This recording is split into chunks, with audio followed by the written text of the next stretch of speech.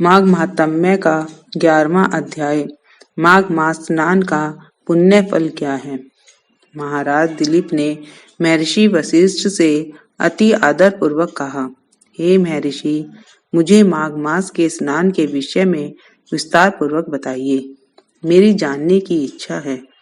सूत जी बोले, महाराजा दिलीप की जिज्ञासा को शांत करते हुए वशिष्ठ जी बोले, हे राजन, वेदों में जल को नारायण कहा गया है। समस्त ग्रहों में सूर्य देव सर्वोत्तम है। इसी प्रकार माघ मास सर्वोत्तम पवित्र मास माना गया है। माघ मास में सूर्य मकर राशि पर स्थित रहता है, अतः उस शुभ योग में जल में स्नान करना अति पुण्यदायक है।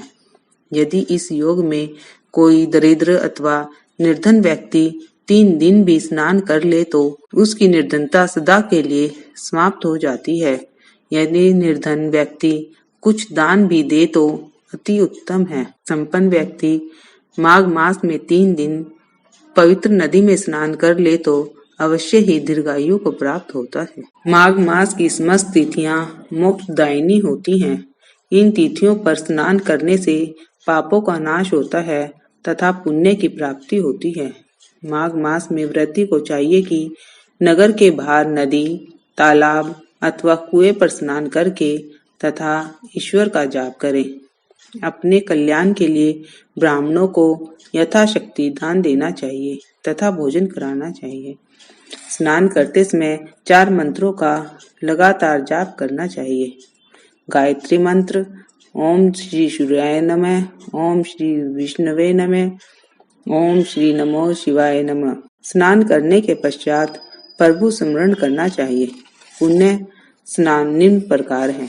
घर में ही घड़े के जल से स्नान करने से 6 वर्ष का पुण्य फल प्राप्त होता है। नगर के बाहर कूप तथा बावड़ी में स्नान करने से 12 वर्ष का पुण्य फल प्राप्त होता है। तालाब में स्नान तथा नदी में स्नान करने से 4 गुना फल प्राप्त होता है। देव सरोवरों तथा महानदियों में स्नान करने से 100 गुना फल प्राप्त होता है। संगम पर स्नान करने से 4 गुना फल प्राप्त होता है। गंगा में स्नान करना अमृत तुल्य है।